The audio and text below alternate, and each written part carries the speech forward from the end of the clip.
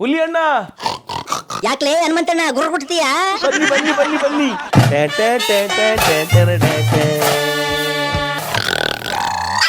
Tiger, ಹುಲಿ. ಸ್ಲೇಯಪ್ಪ ಸಾಕು ಸಾಕು. ಆ ಹುಲಿ ಆಟ ಹುಲಿ ವೇಷ ಭಾಳ ಚಲೋ ಮಾಡ್ತೀರಪ್ಪ. ಅದು ನಿಮ್ಮ ಭಾಗದಾಗ ಭಾಳ ಚಲೋ. ನಾನು ಕಲಿಬೇಕಂತ ಆಸೆ ಐತಿ.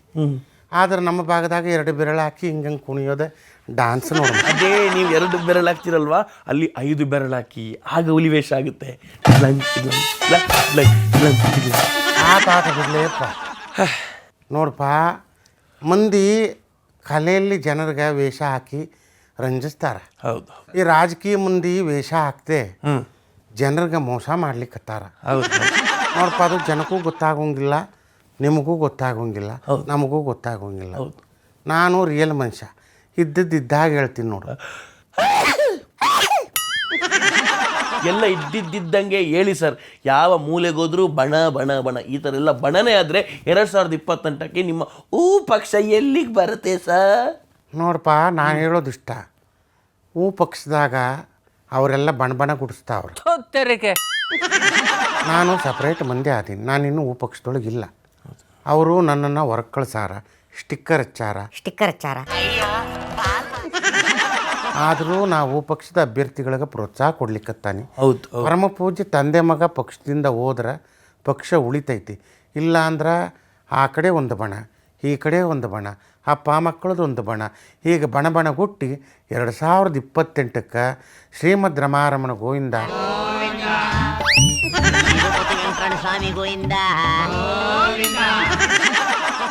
ನನಗೆ ಮುಂದಿನ ದಿನದೊಳಗೆ ಪಕ್ಷದ ಒಂದು ಮೇಟಿ ಪಾತ್ರ ಕೊಟ್ಟರೆ, ಅಂದ್ರೆ ನಾನು ಸಾರಥಿಯಾಗಿ ನಡೆಸಿದ್ರೆ 2028ಕ್ಕೆ ಪಕ್ಷ 150ಕ್ಕೂ ಹೆಚ್ಚು ಸ್ಥಾನ ಬಂದು ನಮ್ಮದೇ ಸರ್ಕಾರ ಆಗ್ತೈತಿ.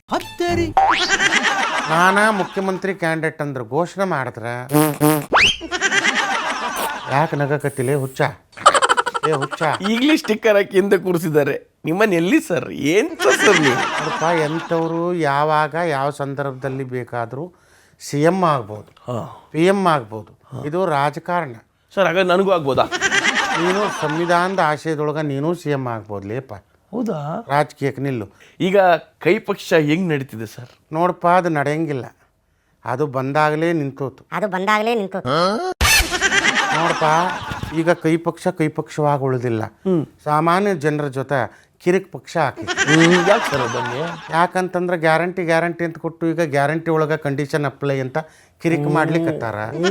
ಮತ್ತೆ ಫುಟ್ಪಾತ್ ವ್ಯಾಪಾರಿಗಳನ್ನ ಒಕ್ಲೆಬ್ಸಿ ಬೇರೆ ಕಡೆ ಹೋಗ್ರಿ ಅಂತ ಬಡ ಜನರ ಮೇಲೆ ಕಿರಿಕ್ ಮಾಡ್ಲಿಕ್ಕತ್ತಾರ. ಸರ್, ಬಸ್ ಫ್ರೀ ಅಂತ ಹೇಳಾರ. ಆದ್ರೆ ಈಗ 4 ವಿಭಾಗಗಳಿಂದ 44% ಹೆಚ್ಚಿಗೆ ಮಾಡಬೇಕು ಅಂತ ಒಂದು ಕ್ರಮವನ್ನು ಮಾಡಿ ಅಲ್ಲೂ ಕೂಡ ಕಿರಿಕ್ ಮಾಡ್ಲಿಕ್ಕತ್ತಾರ.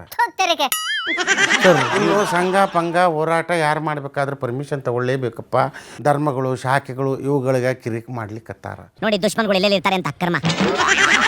ಸರ್, ಇಷ್ಟೆಲ್ಲ ಕಿರಿಕ್ ನಡೀತಿದ್ಯಾ? ಇಷ್ಟೆಲ್ಲ ಕಿರಿಕ್ ಅಂತ ಹೇಳಬೇಡ್ಲಿಪ್ಪ. ಇಷ್ಟು ಮಾತ್ರ, ಇನ್ನೂ ಮುಂದಾವ. ಇನ್ನೂ ಇದೆಯಾ?